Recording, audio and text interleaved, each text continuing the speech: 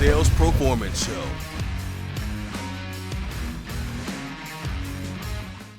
Welcome back to another show of the Sales Performance Podcast Show. Bam, bam, bam, bam. Here's where we dive into the strategies and stories behind the successful top leaders in the sales business, marketing, ad creation, all that good stuff. So today, I am excited to introduce a special guest. And I talked to this guy last week, and I got to tell you, we could have wrapped for an hour, and we had to stop. We had to slow down because we want to save some of this content for the show. But more importantly, he's on the forefront of revolutionizing content for businesses. Have you ever thought about doing a video for your business? And if you have, do you know what to do with it and how to push it down the right avenues to get the most out of it? Well, joining me today is Nathan Urian, the CEO of Anthem Content, and his company's changing the game on this stuff.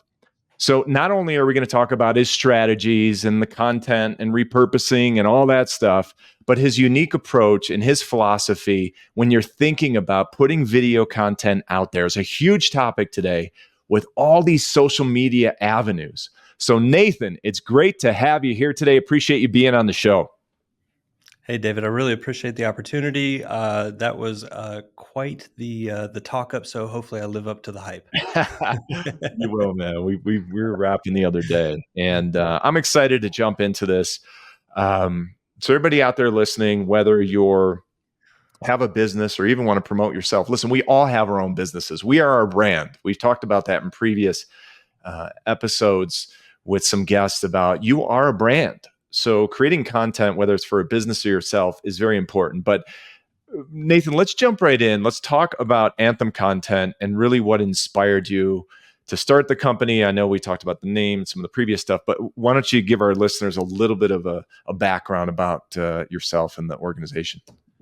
Yeah, absolutely. So we actually started as a full service agency. At the time we saw a drastic need for a different type of marketing to take place, one that was more centered around the customer and their needs and actually creating content that resonated with that audience and not just what everybody was doing at the time, which was a lot of PPC, a lot of direct response type stuff, and really trying to create an agency that was helping customers be more focused on their own customers and their needs and talking about their problems and actually helping instead of really just serving a sales function. So we started a full service agency that really focused on that. And over time, as kind of the marketing landscape transitioned, it became more and more apparent that a video asset or video content in general was really going to be something that was going to help our clients stand out and really lead the conversation with their clients. And we started adapting a video first approach. And with that, we developed some methods and methodologies and some strategies that were a little bit different than what other people were doing. And before you know it, we kind of looked up and said, you know what, this is the direction we need to take the entire business. Let's go back to the drawing board. Let's rebrand ourselves a little bit and let's double down on what we're seeing working and what's being super successful for our clients so that we can roll it out and scale it to other companies and help in that same way. That's great. And listen, I want to make note of this because I think, especially when people start a business, they want to be everything to everyone, right? And it sounds like that you were in that stage where, Emily, I've been there too. It's like, oh, this client wants this. Okay, well, let's figure out a way to do it. I'm always like, shoot now, ask questions later kind of thing, right? And then what you do is you find yourself spinning your wheels and you're really not making any money on anything because you're putting so many resources up against it just to deliver on what you said you were going to do because you don't want your integrity gone.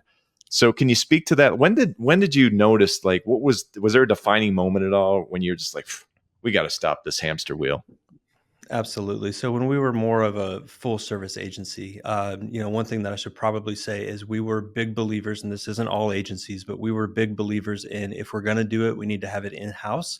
We need to be able to control the quality of the individuals doing it. We need to be able to control the time frame so that we can definitely deliver to our clients. So, when we were a multi-service agency, that becomes very difficult because you're employing a vast array of people, different talents that are needed at different capacities at different times.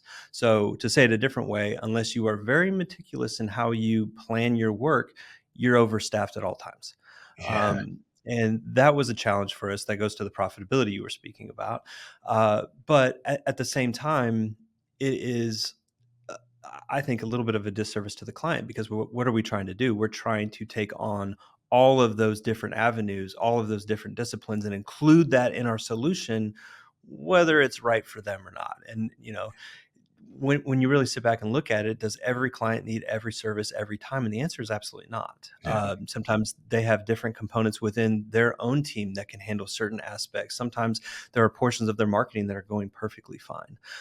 So when it comes to trying to be all things to all people, it doesn't really work out for the company that's trying to do that. But also, it doesn't really work out, or it's not in the best interest of, many times, that customer that you're trying to serve. You're going to have a core competency. You're going to have something that you're better at than other things. Focus Right. on that, deliver it exceptionally well, and be the best in the world at that thing. And let other people, other agencies, other service providers do the things that maybe you shouldn't be doing, or in some cases couldn't do. Yes. Yeah. I mean, that's strategy is a big part of this, right? So Definitely. for a new client or somebody thinking about putting together video content, and again, we're going to dig into more. When someone thinks video, they think, hey, I'm going to slap up a video on my website. We talked about this the other day, and people are going to come to it, right?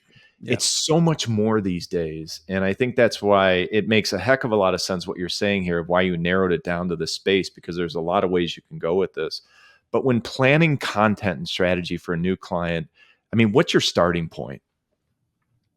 So let me tell you how we got to kind of our philosophy, Okay. and that'll kind of paint that picture. I think Yeah, sure. a lot of people think about video as a one-off project. They say, "Oh, we need, like you said, a video for our website, or we have an event coming up. We need this video, or maybe we have a new product coming out, or a customer that's willing to do a testimonial." So it's very compartmentalized in how it's thought of.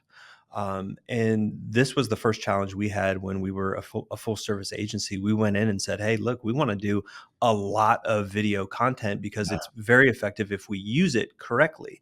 Um, and we got met with the same thing that internal teams get met with, which is, "This is too expensive. We can't take a Mm, video first approach." And we sat back and said, "Well, this is ridiculous. We're controlling the inputs and outputs here. What can we do to make this make sense?" And finally we got to, okay, let's batch productions together, basically achieve economies of scale, and yeah. then later graduated to, why are we trying to deliver single assets when the clients need so much more? So, when we're looking at just the approach to video, I think many times companies are hurting themselves when they take a single asset mindset into video, or really any type of content. Take a blog, for example. No one ever goes in and says, "You know what? I just need one blog article and then Mhm. I'm going to be satisfied." It's always, "I need three per week," or whatever the quantity is going to be. "I need a consistent cadence to this content that's coming out for our audience." And that's the same for blogs, newsletters, any other content form, that podcasts, right? Any Right. other content form we engage in. Yet when we think about video, it's, "Oh, we just need one." And that's not true.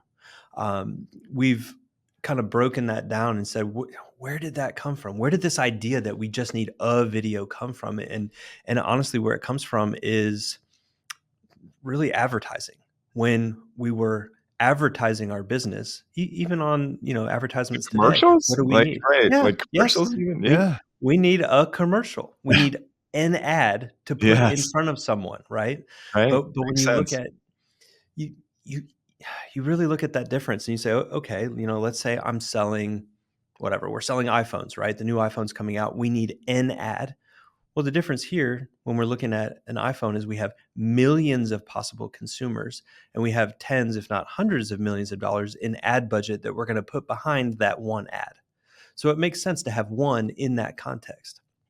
But when we're talking about a B2B context, or we're talking about general content, we are not talking about an audience of millions of people, and we're definitely not talking about a distribution budget of millions of dollars. Right. So we start to say, we're playing a different game. What is that game? Well, the game is constant communication to our audience, And to do that, we have to be able to communicate them effectively, consistently.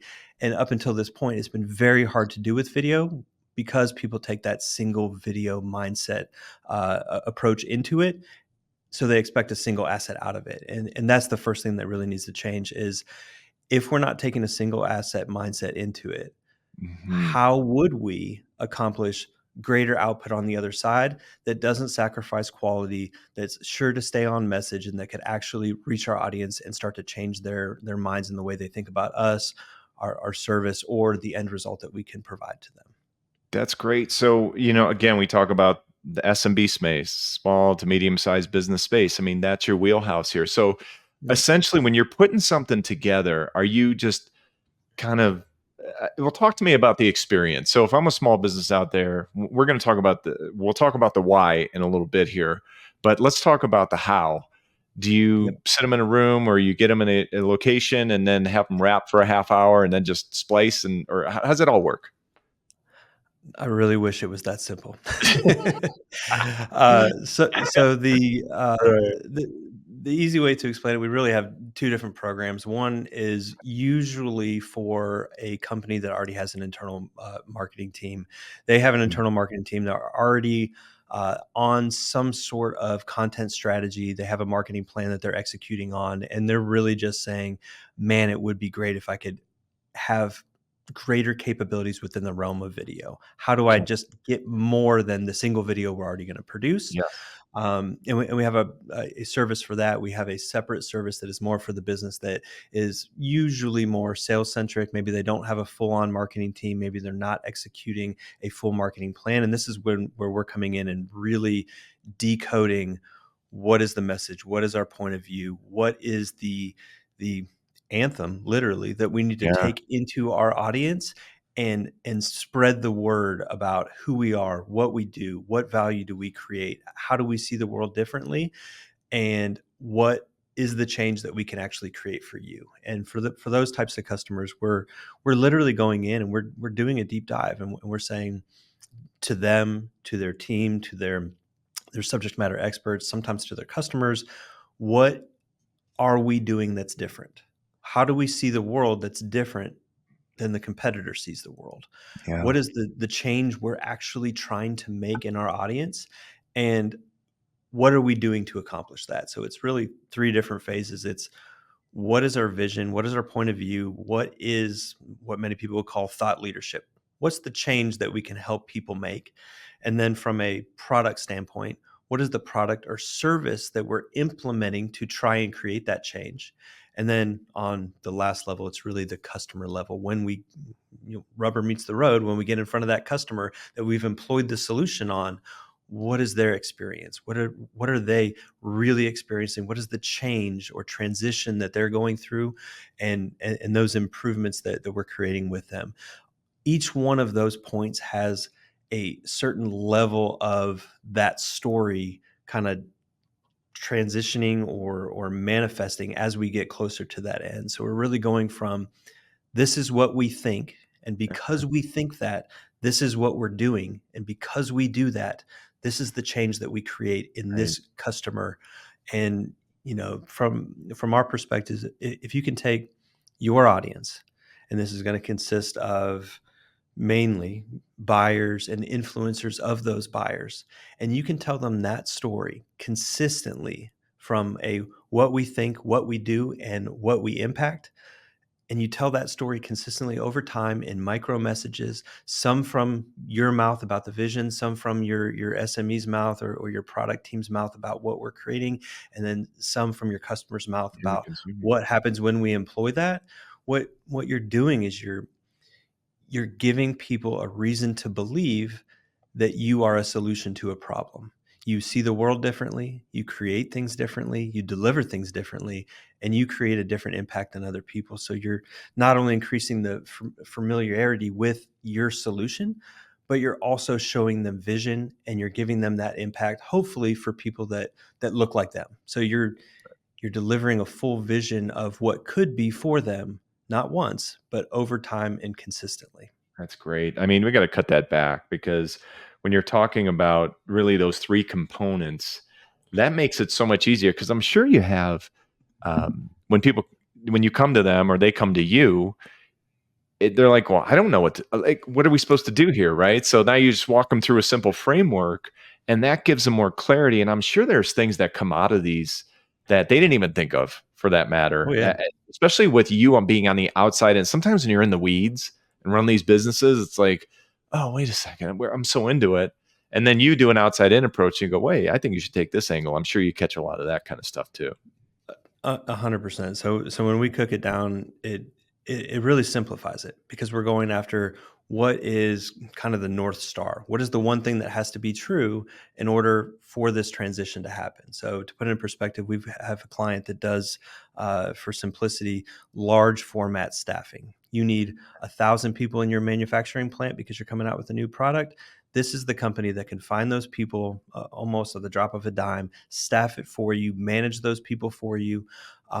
They have a very unique business model. This is not your mom and pop staffing firm. This is not, hey, we need a receptionist. This is, we need a lot of people and we need them very quickly and we need somebody to manage them. And they had a lot of different value points. We believe this, we believe that, we believe a lot of things, but when it really came down to it, there was one thing that was actually different, and all of the other belief statements that we uncovered with them were really just indicators of the one thing that they truly believe. So when we were able to uncover that and really show that to them, like, this is what we're framing our entire conversation Yeah. around, and all of these other things are just indicators. So the Yeah. rest of these become the reasons why they should believe this one true statement. And this is your vision. This is how you're different and how you can change their business. So I mean, the second we simplified it down to that, it makes our job on the content side a lot easier because we always know where we're leading. And also from their perspective, even on the sales side, it's now easier because there's one thing that we're saying, hey, you can go with them or you can go with us. This is our difference. And here's all the reasons why you should think this. That's great. That's great. So let's talk a little. Let's shift gears a little bit here, okay?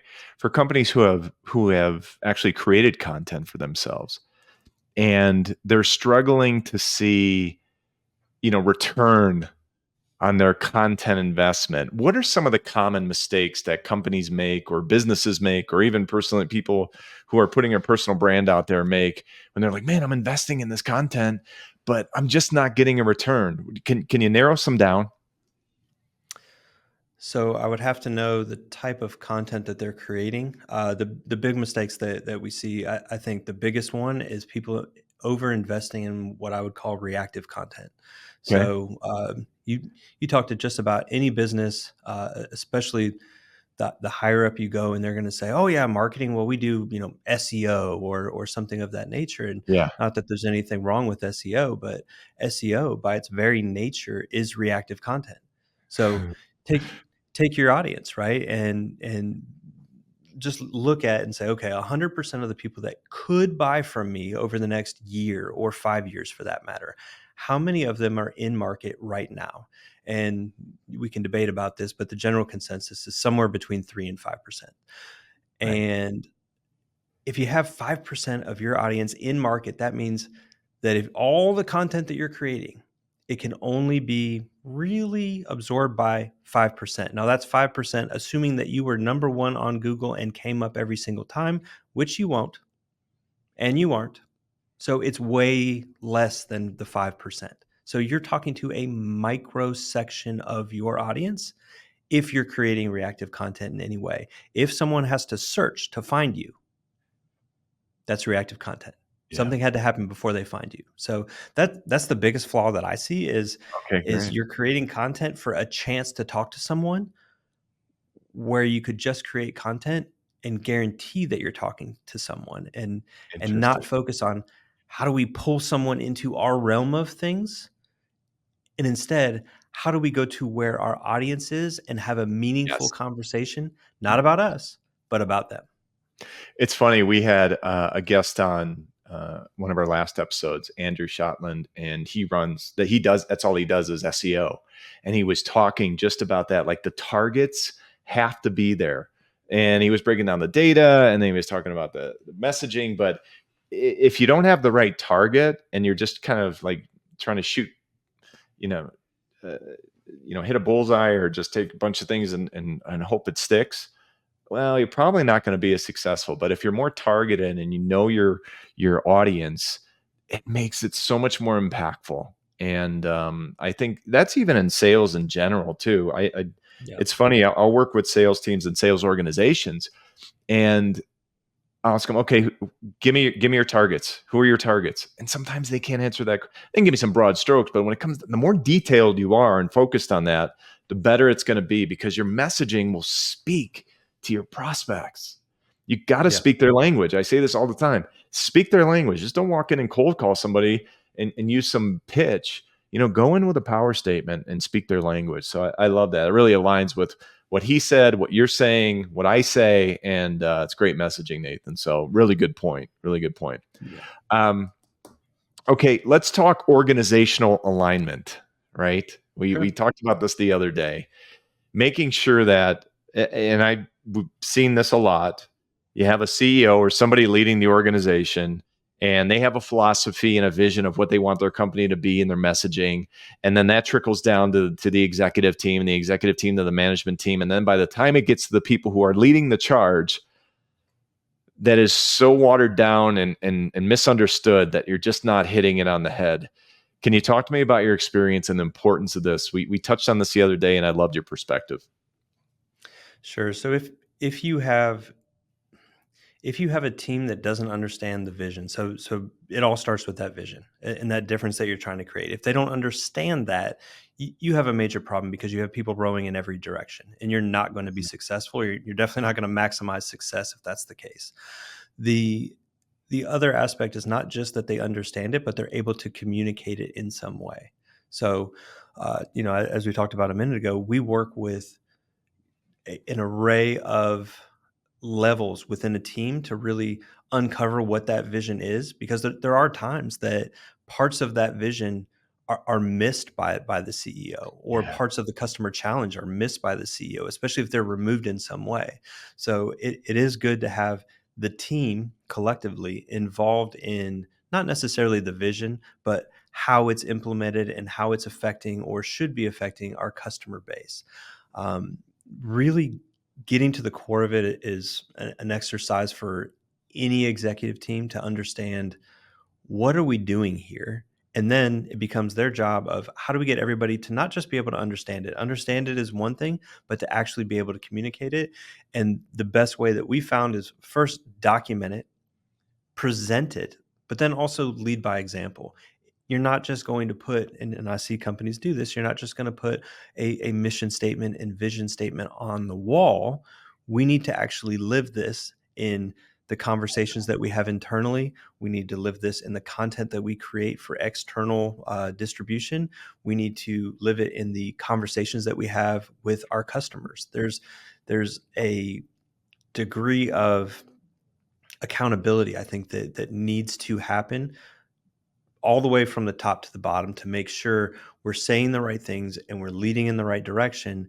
Because the second we have, at any level, some sort of deviation, it starts to weaken our mission, weaken what we're up to, and it weakens our success rate of actually ending up where we want to end up.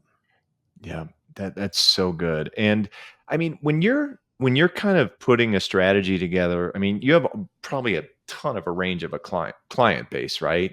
I mean, are there some key principles that you kind of layer in? I mean, you did talk about some earlier, but is that one of the strategies that really plays a part in this, when in any business? Do you check that box first, or what is your approach?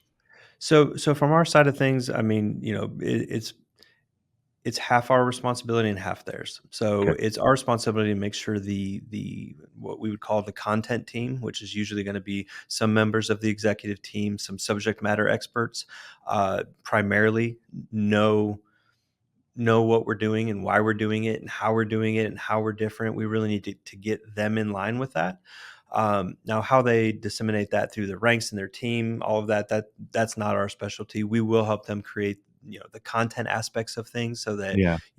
assuming that it's being distributed within their own company as well, which it should be, that will help with that. But from the content side of things, it's really about it's really about discovering what makes you different.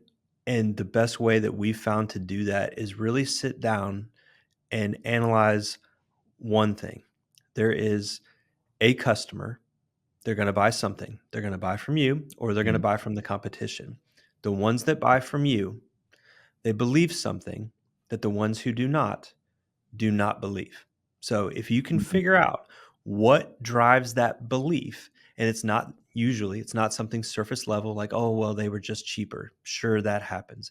But usually there's something much deeper that they believe or don't believe that makes them buy from you or potentially from the competition. And if you can Yeah, really figure out what is that belief system that your buying group is operating off of, and what are the points that you would need to hit on to get them to believe, assuming obviously we want to be authentic. We don't want to be of making things course. up. We're not making up a story. We're figuring out the real reasons why your customers buy. And if you get in front of those customers and have the right conversations, and sometimes it's as easy as going to the sales team and just asking, why do people buy our stuff? Yeah. And sometimes it's a deeper dive with the customer of why us and not them, or why did you switch, or there's a number of research methodologies that you can go through to actually uncover some of these things. But if you can get to the core of when you buy from us, why does that happen? Or when you choose not to, why does that happen? You can really get to what you talked about, which is outline who is that customer, who is that target we're going after, and then what do we need to show them, tell them, have them experience to allow them to believe what we believe, because we know if they believe what we believe, they will become our customer eventually. So that's really what it becomes, is an exercise in how do we analyze that belief, capture the essence of that belief in our content, and systematically deliver the reasons for them to believe what they would need to believe to become our customer. That's great. That's great info. And I'll tell you what, here's one of the balance things I have for you. It's kind of stuck in my head, right? When you're working with a client, how do you balance, like, because there's the reactive and then there's kind of like the future content, future planning. How do you balance that? Because you're taking a cut, right? I mean, I know there's a lot of a process into this, but how do you balance like the immediate impact stuff and then stuff for the future? Is it just looking at the video and kind of dissecting it, or you tell me? So just to clarify the question, are we going in and trying to replace their entire marketing program? Or Or somebody who's either just wants new video content, or maybe doing content for the first time. So when you're going in and working with somebody on that content level, I mean, you okay, probably have to yeah. strategize and go, you know what? I got to do something that's going to get them immediate impact. Grant, I'm going to go in, and then I also have to do some future use stuff. So how do you balance that? So I think one of the common misconceptions in marketing in general is that we can control what the audience does. Yeah. We're not going to be able to control what the audience does, and I would never say to a client like, okay, we're going to do some stuff to have Yeah. this immediate impact. But from our perspective, our main goal is a longer term change in the mindset in our audience, in Okay. our or their perception of us, and really elevate to be their preferred option. So our end state, our end goal is when someone that should be buying from us experiences the problem and they become ready to solve it, we should be the first thing they That's think it. about. Yeah. That's That's our measure of success. the Now, challenges. now, that's not to say that you can't have quick wins. There is a company that we work with. They have a very specialized product in logistics, we'll say, and basically we started a program with them, and we started distributing their content. And Okay. they have a very long term mindset. They said, "Hey, look, we have a game changing product, but no one's ever heard of it. We know this is going to be a long road for us." Okay. And we started putting it out, and actually got a text message from a member of the executive team, one of the co-founders, and he said, holy shit, dude, like I'm getting a lot of attention for this content going out. And I was looking at his numbers and I just did some quick math, and Yeah. this was like 2 or 3 weeks into actually distributing content. And basically, if you took the same numbers he was getting just on his personal account on LinkedIn, he was going to get 250,000 views just on his own personal account organically. Wow. And I was looking at it going, oh man, this is really cool. I'm glad that he pointed this out to me. It's definitely something that we want to keep track of and analyze with him. And I was in a meeting at the time. I got out of the meeting and I called him and I was like, hey, it looks like you're getting some traction. This is great. But now it's time to keep improving. He goes, yeah, look, hey, I sent that to you, but that's not the exciting thing. And I was, oh, okay, what is the exciting thing? Yeah. He's got me interested now. Right. Um, and he said, I just got off the phone with one of our largest possible opportunities. And, I've been calling on them for probably 2 years, and they've never given me the time of day. And they actually saw the content on LinkedIn Oh, and wow. they reached out to me. And I was like, dude, that's fantastic. And he That's goes, he, we're talking about $1 million opportunity. And I was like, okay, that's even more fantastic. right. That's even Um, better. yeah, Yep. and That's that's great. not to say that's gonna happen every time, Right. right? Right. Again, there's no So way to control what the audience does, but yes. it can happen. If you're having the right message at the right time and the right person sees it, it can have immediate results. So there's that balance, right? Because again, you're dealing. I'm talking small, medium businesses, or regardless, everybody has a budget. But you got. I think you made a good point. You got to have that long term mindset, but then you got to understand too. Like, when do you go, man? We got to switch the gears here, and this is not working, kind of thing. And again, you said it earlier. You can't control the customer. Sometimes there's probably stuff that you've done. You're like, man, I don't know about this, but let's give it a shot. And then all of a sudden, boom, home run. And then there's other things where you're like, yeah, this is gonna be a slam dunk. And then all of a sudden, and falls flat. I mean, that's all business, right? But when, if you're speaking to a business owner right now, you got to have a long term mindset. But when do you say, hey, I got to switch gears on an approach? Do you have that? So yeah, for our business, well, so there's really two things. First off, we never go in and say, and this is, I would say, pretty common in agency land. An agency is going to come in and say, "Hey, whatever the other agency was doing or whatever you're doing right now isn't good enough. We need to totally change the strategy and do something else." Um, that's not what we do. We aren't going in and looking at your marketing program and analyzing the whole thing and figuring out what we're going to do instead. What we're saying is, hey, right now you're playing on the back half. You're playing a reactive game, waiting for a customer to want to talk to you, and then trying to capture that demand. And what we're saying is, we're going to have a proactive conversation with your entire audience. So we're going to improve the game that you're already playing that will improve your odds later on. So it isn't a we're going to replace this with that. It's a we're going to do something to improve your odds overall with this strategy that's going to allow you to consistently talk to your audience.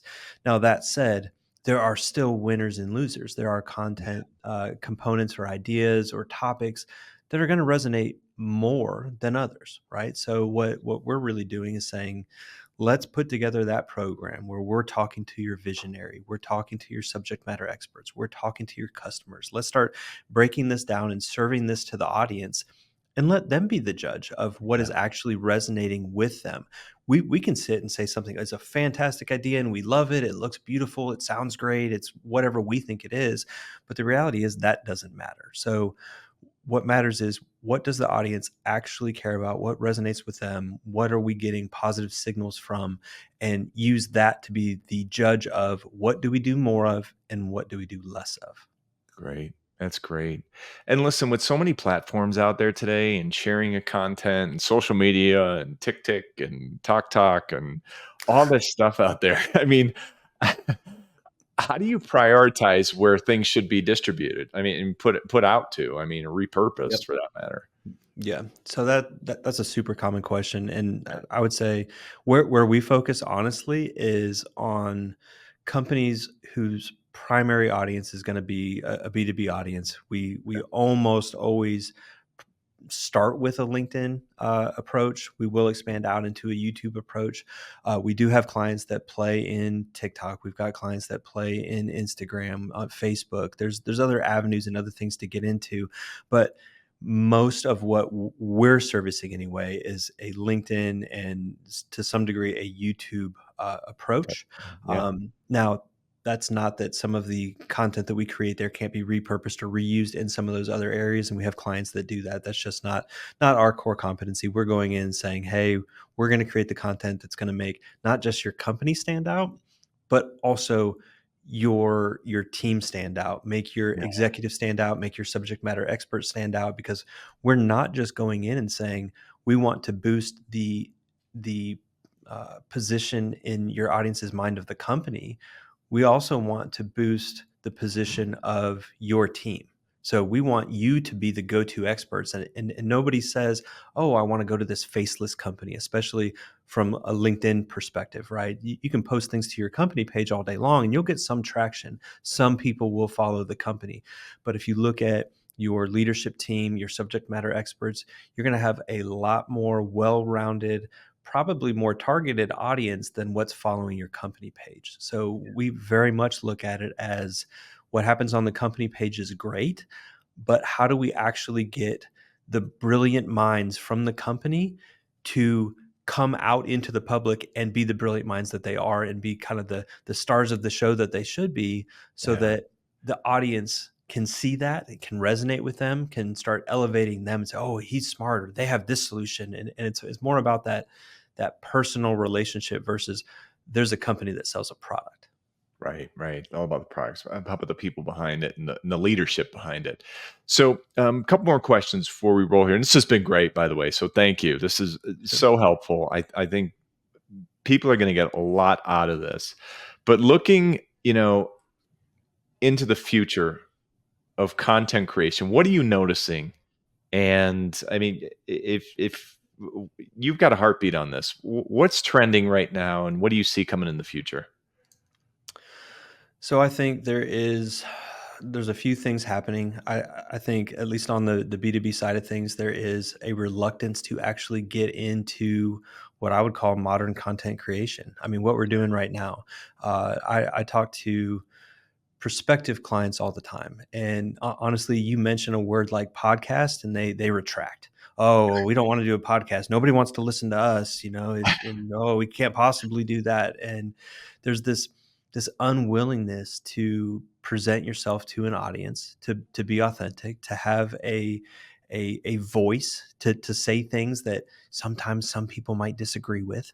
Yeah. Um, and I think certain companies are waking up to, we don't have to be as conservative as we've been in the past. We don't have to follow this, in my opinion, outdated trend of content that Yeah. is leading us to incremental improvement at best. Mm, And we can really kind of step up and be our own voice in the market and really lead the charge and stop being so timid. And I think that's, from what I'm seeing, that's the big change that's happening. Now, video is a component of that. It allows you to have a voice in a more natural and more personal way. But the big change isn't the platforms. LinkedIn's been around for a while. Yes, they're making changes. They're prioritizing video. They just added a new video feature that's very similar to TikTok that I imagine they're gonna, in the near future, gonna prioritize even more. yeah. It TikTok has been used. Now it's under legal scrutiny. Is it going to go away? Is this going to happen? Is that going to happen? Platforms will come and go. It isn't about the platform. It is about what's the best way to communicate with your audience. And as long as you have that in mind, you're going to be able to win. And historically, B2B has been, oh, we're going to hire a mass sales force and we're going to send them out to communicate our message. Well, that's not receptive anymore, because buyers do 80%, 70 to 80% of their research outside of the view of the sales team. They're deciding without you and they're tagging you in Great almost when it's point. time to buy.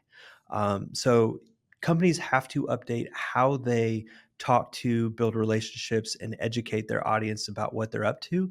And the ones that realize the better proactive way to do that are going to be the ones that win. And that's really the change that I see. Where it's going and what the features are of the platforms and all of that stuff. Honestly, the one thing that you can be sure of is that will change. Yeah. But the next piece is, assuming it's going to change, what is the content that we need to create? What's the message we need to have? And what's the best way, given the current landscape of platforms, to deliver it to our audience? Or said a better way, where do they exist? And what do we need to be talking to them about?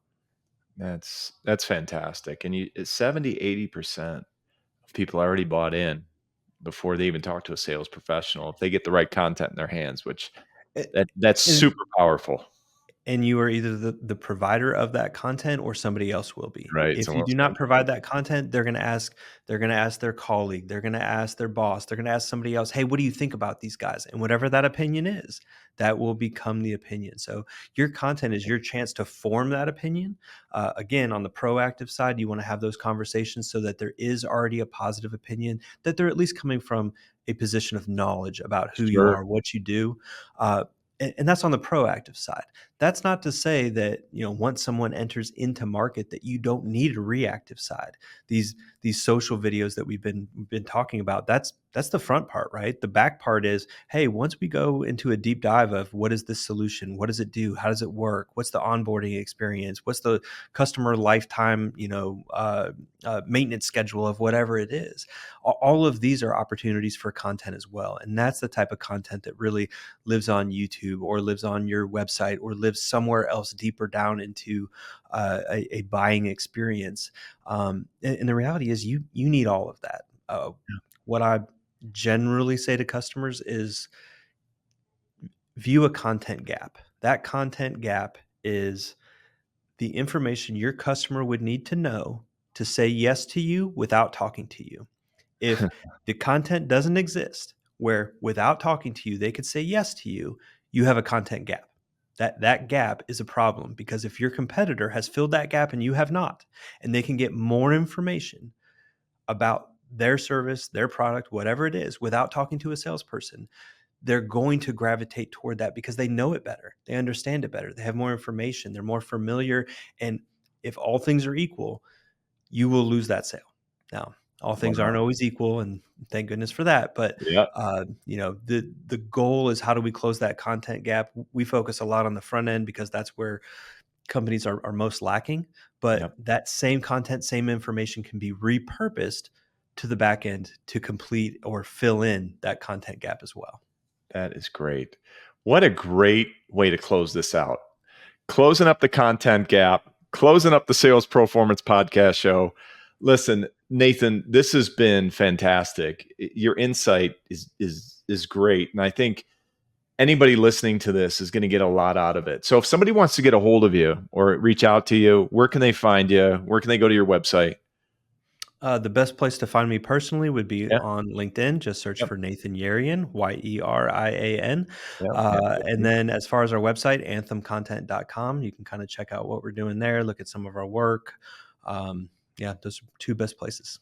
That's fantastic. Listen, it has been a great show. I really appreciate you being on it and giving us your time. And I think it's been exceptionally explained, and you really dug in deep enough and also gave everybody some great insight. So, everybody, thank you for listening to this show. Like this show. Do us a favor. Just share this show with somebody. Share it, like it. Just like the show. Share it with somebody. We appreciate all your support out there.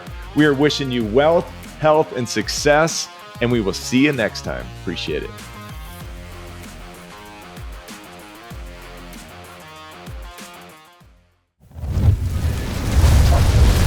The Sales Performance Show